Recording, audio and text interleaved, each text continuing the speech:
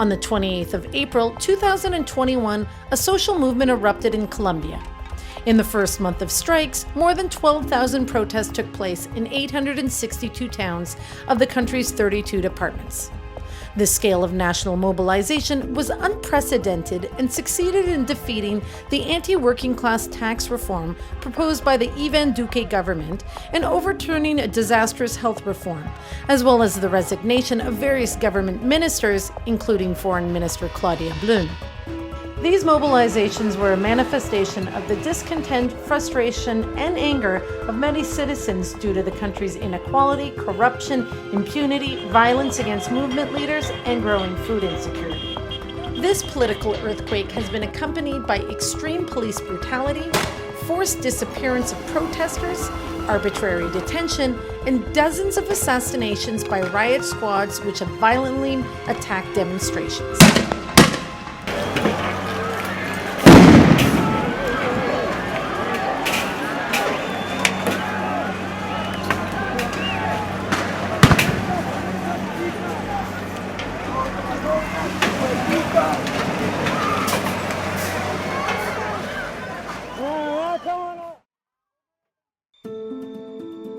Colombia is the second most unequal country in Latin America, with huge disparities between the rich and the poor.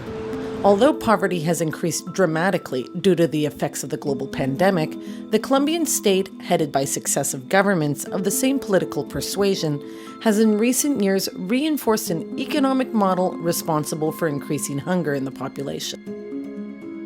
According to recent figures from the National Administrative Department of Statistics, around 2.7 million people have been pushed into extreme financial poverty, meaning they cannot even afford basic food provisions. While elsewhere in the world, people were debating a temporary basic income for the most disadvantaged, with the aim of slowing down the advance of coronavirus, the Iván Duque government decided to go in a different direction, setting out an economic reform of regressive cuts which proposed increased taxes on basic goods, including food. The country erupted in protest.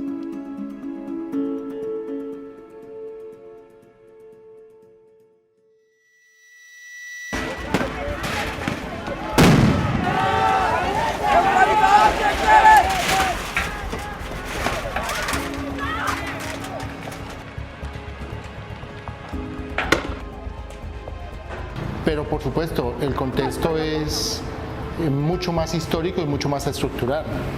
Una pobreza con unos niveles muy altos que no permiten que la vida sea digna para la gran mayoría de población y que de alguna manera también ha hecho que pues ya la gente se canse, no solamente de la sobrevivencia, sino los niveles tan difíciles de esta sobrevivencia. Lo que se vio afectado en mucho también por el tema de la pandemia y el nivel de cuarentena que se llevó a cabo durante buena parte del año 2020. Creo que esa situación socioeconómica es muy importante para poder comprender tanto el estallido. Pero por supuesto, como decía, en términos políticos y en términos legislativos, una serie de demandas pues que tal vez lo de la reforma tributaria es solamente la punta del iceberg, pero debajo de ello hay una serie de demandas mucho más estructurales, como por ejemplo un tema de democracia real, efectiva, un tema de corrupción, un tema de respeto a la vida misma en todas sus formas, pero también en temas de salud, en temas de educación, de empleabilidad, de trabajo. Nuestro país se está desangrando, nuestro país está en extrema pobreza, lo que se está viviendo hoy en día. Nos mandan a quedarnos en casa, quédate en casa. ¿Cómo nos vamos a quedar en casa si no tenemos un trabajo, si no tenemos un sustento para nuestras familias? Nos toca salir. Si no nos mata el COVID, nos vamos a morir de hambre. Si no nos morimos de hambre, nos va a matar este gobierno como lo está haciendo. Porque salimos a protestar, nos matan. Yo estoy aquí es porque quiero hacer valer mis derechos. Que nosotros podamos ir a trabajar sin tal vez me despidan. Tal vez me sacan hoy mismo, me sacan en un mes, me sacan en 2 meses. No llegar a la casa y decirle, mami, qué pena, me despidieron, no tengo con qué traer el pan de la casa. Eso es lo que más que todo le duele mucho acá. Que uno llegue a la casa y uno esté trabajando y le diga, no mami, no tenemos para el huevo, no tenemos para el pan, no tenemos para comer en un mes, tenemos que averiguarlo por otro lado. No me parece justo eso, sabiendo que hay mucha persona que en su diario vivir tiene cosas que le sobran y hasta las botan.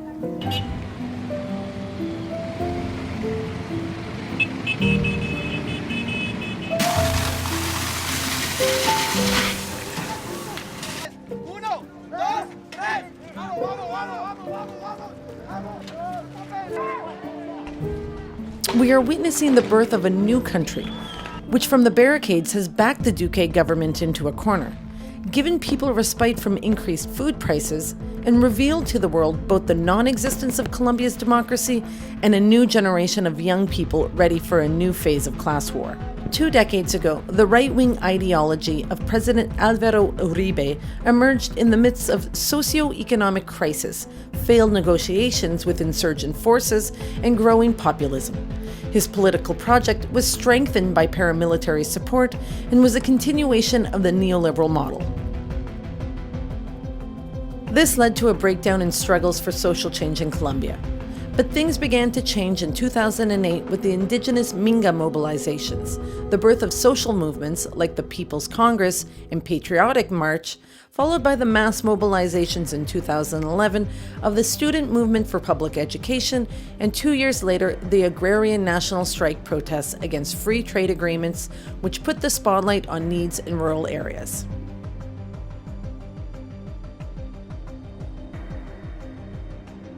These mobilizations would build up to a popular uprising on the 21st of November 2019, subsequently interrupted by the global pandemic and resulting lockdowns, and reignited on the 28th of April 2021 with movements led by working-class young people radicalized in their approach to influencing and in participating in politics and current affairs.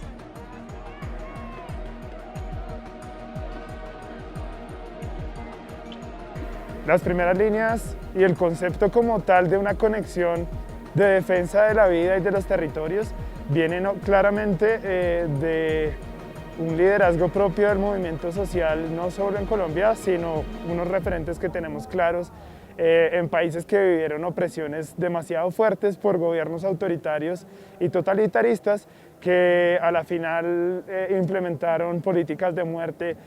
Y aquí en Colombia nace en un contexto de paro nacional de 2019, cuando abiertamente empezamos a ver asesinatos por parte de la fuerza pública en vivo, como el de Dylan Cruz, que fue el primero que nosotros, pues como generación, pudimos ver con nuestros propios ojos que estaba siendo transmitido en vivo un asesinato por parte del ESMAD, y es ahí donde uno dice como hasta aquí llegué, ya no me aguanto más, sin hacer nada al respecto, me voy para la calle y así como Dylan empiezo a defender al que está atrás, porque Dylan no era un vándalo, no era un ladrón, no era un terrorista, su pecado fue devolver un gas para que otro no se ahogara y para que otro permaneciera en la resistencia. Su pecado fue devolver el gas y pagó con la vida. Nosotros tenemos piedras, lo único que combatimos es con piedras, ellos combaten con armas. Ayer destaparon el punto, no este punto y no el punto cercano a nosotros. Hoy querían volver a tapar porque ese es uno de los puntos estratégicos para la salida del oriente de Cali. ¿Qué hizo la policía? La policía llegó arrasando con todo, sin preguntar nada, sin socializar nada. Obviamente los muchachos no dejaron. Se nos presentó un acontecimiento que se llevaron a 3 muchachos, golpearon a una muchacha que es de la resistencia del punto.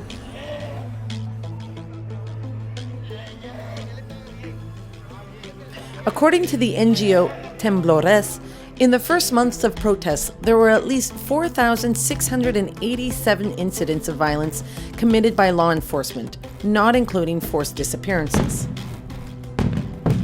There have been 44 homicides where a member of law enforcement has been established as the alleged perpetrator. Another 29 homicides are in the process of establishing whether the alleged killer belonged to law enforcement.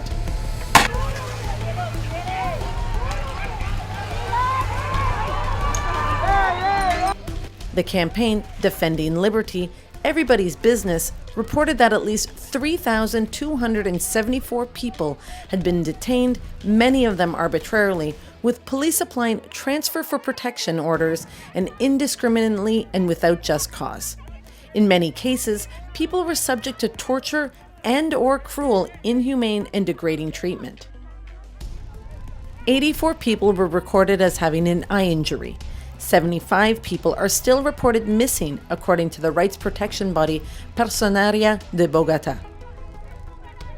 These alarming figures reveal a profound human rights crisis, which has spurred solidarity and support from the international community. Yo veía cómo está diseñada la lógica que implementa la policía en Colombia. Desde ser el único que tiene una policía que no depende sino del Ministerio de Defensa y por lo tanto tiene una lógica bélica porque está preparada para la cuestión militar, yo me pregunto, ¿a qué enemigo elige ese poderoso armamento y esa poderosa fuerza? ¿A qué enemigo elige? Y cuando digo esto, digo que está aplicando lo que se llama determinarlo al enemigo, y en este caso determina un enemigo que está en el interior del país.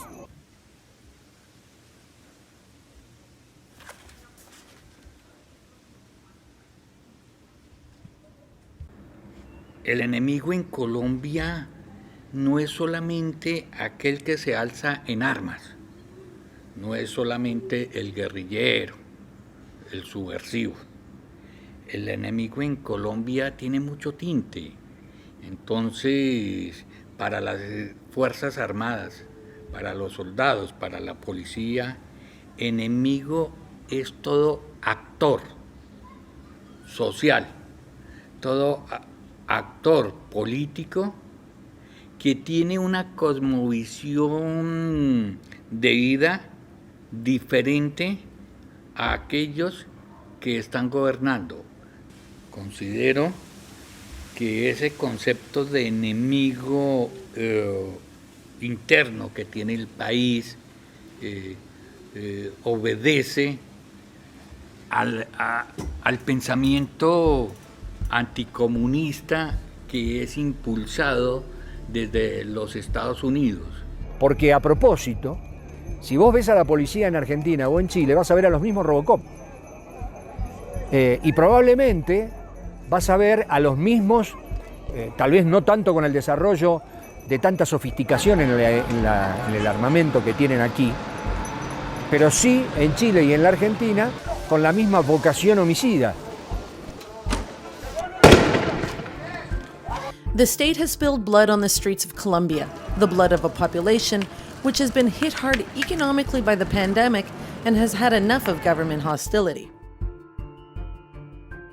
Parallels can be drawn with the massacre of tailors in the midst of the Spanish flu pandemic in 1919, and with protests over the deaths of protesters and at the hands of the police in 1954, when law enforcement killed 13 students between the 8th and 9th of June and injured at least 50. Or with the 1977 strike, when police opened fire indiscriminately on protesters, leaving more than 500 people in Bogotá with gunshot wounds and 25 dead. Or the year after, when President Julio César Turbay issued the Statute of Security as a means of prosecution, resulting in at least 61 massacres involving law enforcement in the following 30 years.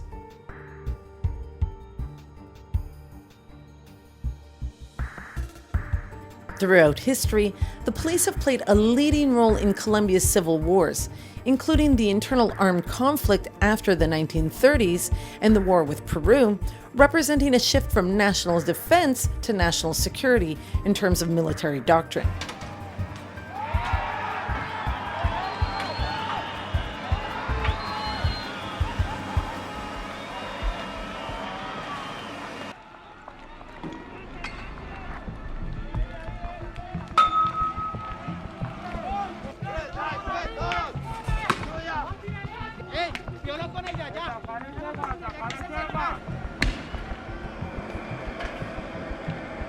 Entonces uno encuentra que el traslado de la defensa nacional a la doctrina, en términos de doctrina militar a la seguridad nacional hizo que se reconfigurara una lógica más interna de designación del enemigo interno, y ese enemigo interno para poder propender a los intereses que efectivamente desde la Guerra Fría se han establecido, y es garantizar que el capitalismo se desarrolle con todas las atrocidades que trae, ¿no? Devastaciones ambientales, daño a la vida en cualquiera de sus formas y la explotación extrema. Creo que allí cualquiera que diga, bueno, incluso la reivindicación de derechos humanos en Colombia ha sido taldada de comunista, nada más lejos que ello. Es una reivindicación liberal. Pero claro, como la ultraderecha ha sido la que ha posicionado un discurso de estos, casi que defender derechos humanos es lo que resultaría más a la mano para poder por lo menos evidenciar la situación que se está presentando. La guerra en Colombia que desarrollan las Fuerzas Armadas es sucia, es psicológica, es política. En esa guerra no hay reglas, no hay límites.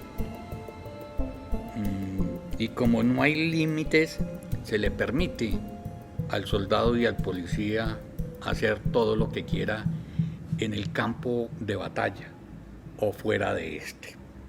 Nosotros fuimos testigos con la recorrida que hicimos por el interior de Colombia de que la desaparición forzada de personas, el peor de todos los delitos, ese que comete un Estado y entonces, como tal, agravia a toda la humanidad. Por eso es un delito de lesa humanidad, es un delito contra todos los seres humanos. La desaparición forzada es uno de los principales elementos que nosotros hemos encontrado acá como delitos, más allá de lo repugnante que significa, como una práctica sistemática de la fuerza de seguridad. En ese sentido, Brian era su nombre, que es el primero, creo que fue en el puente Jaramillo, que es el primero en desaparecer porque desaparece el mismo 28 de abril. Lo ven por última vez cuando la policía lo reduce sobre el puente, nunca más se supo de él hasta que 5 días después apareció río arriba. ¿Cómo me explicás que haya podido aparecer río arriba después de haber sido secuestrado, si se quiere, por la policía? Ese es un ejemplo. El otro son los homicidios.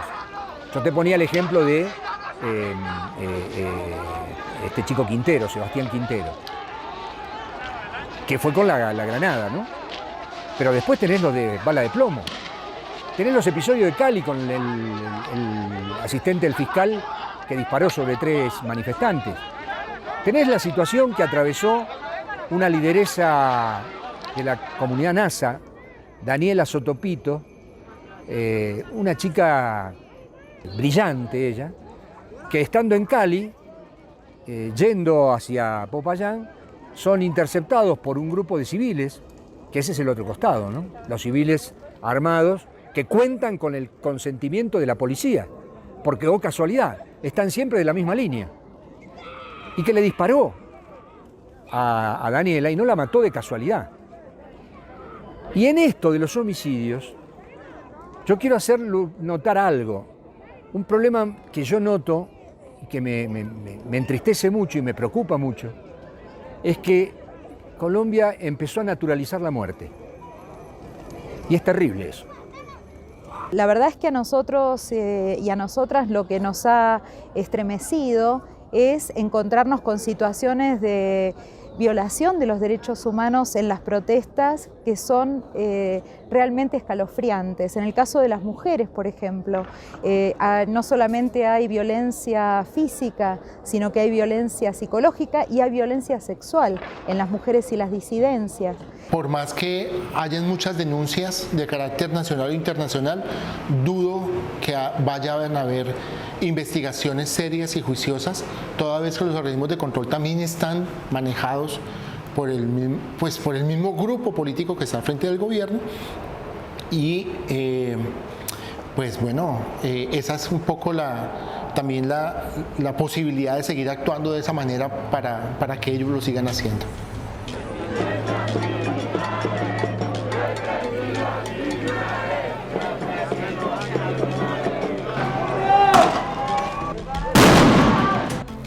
Grasping the dimensions of repression today comes from an understanding of the renewed doctrine of national security. Identifying social and community movements as the new domestic enemy, and therefore as a military target, placing armed conflict in the urban environment, and treating social unrest as a war. Colombia has been waiting 100 years for the government to take measures which prevent the killing of protesters by police. When will this nightmare end? El soldado está formado para la guerra, el policía está formado para la paz. Sin embargo, en nuestro país, los dos son formados y adoctrinados para asesinar. Aunque en la Constitución Política de Colombia no esté contemplada la pena de muerte al asesinar, en Colombia algunos militares y algunos policías ejecutan esa orden, asesinan. Yo creo que en ese sentido una policía así, que ve en el otro, en la otra un enemigo y no un ciudadano, una ciudadana que se está manifestando, pues no vamos a llegar a ningún lugar.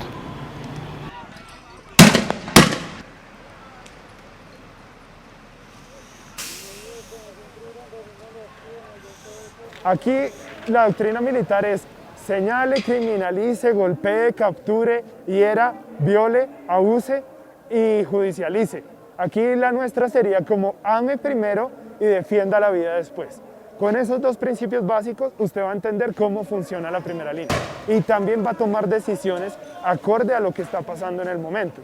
Si usted ama, si usted quiere, si usted defiende la vida y siente al otro como alguien que toca proteger y cuidar, va a entender que hay momentos en que, y muchos de los momentos, casi la mayoría, en los que nosotros no tenemos por qué empezar nada, en los que nosotros no tenemos por qué dejarnos provocar y responder como la policía espera que respondamos, es con toda violencia para ellos justificar su actuar criminal y asesino. Y por una parte, insisto, nos ha sorprendido y nos ha estremecido esa violencia desplegada sobre esos cuerpos jóvenes, pero por otra parte, la valentía, la lucidez, también nos ha despertado enorme admiración y, en definitiva, una esperanza respecto de que se encamine a un cambio en esta situación tan dramática que hoy está viviendo Colombia.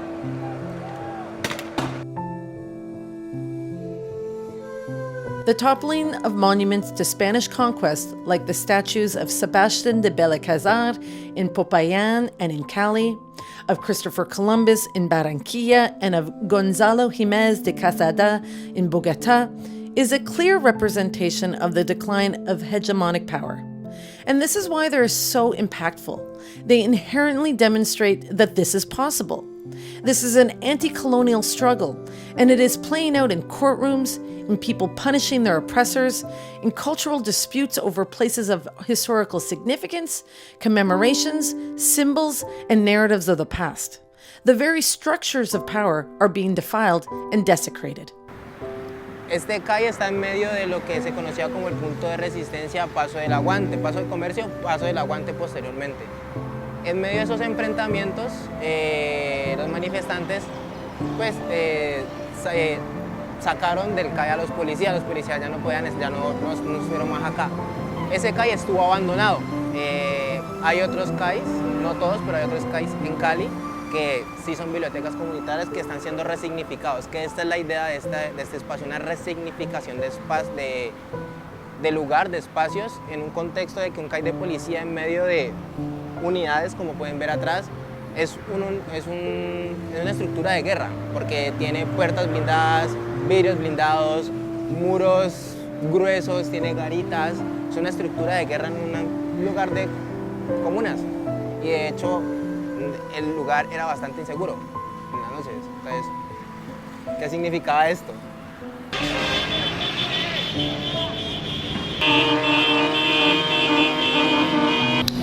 Es que también las formas de expresión de la protesta han variado en mucho.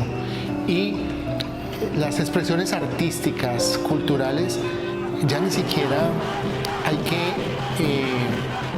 no sé, programarlas con antelación, fluyen, como que brotaran, y eso es parte de la misma composición de quienes se manifiestan, de quienes conforman las movilizaciones.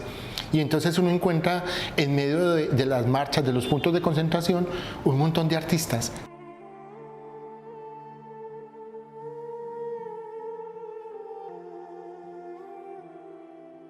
Constructing monuments to popular resistance, painting murals, converting police stations into community libraries are all ways of expressing the birth of a new country.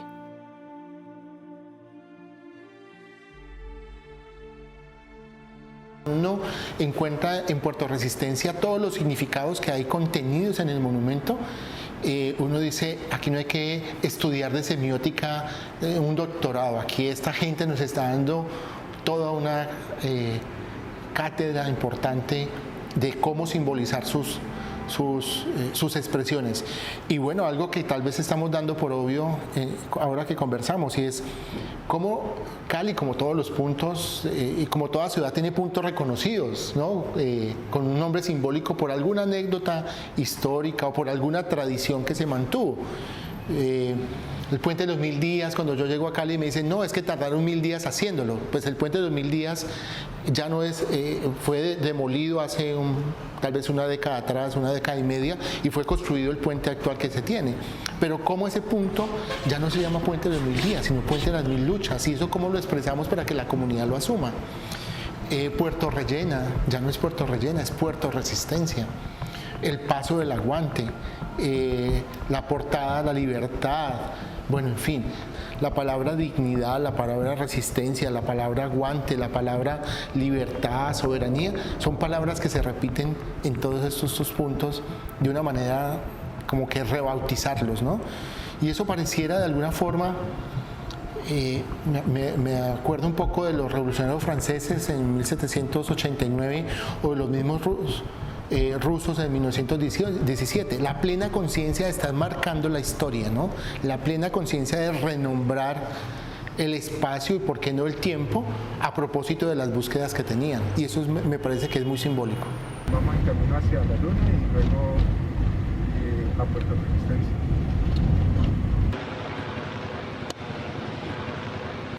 En 365 días del año en este país siempre habrá un municipio de los 1000 y tantos municipios que tiene este país en donde se esté luchando por algún derecho.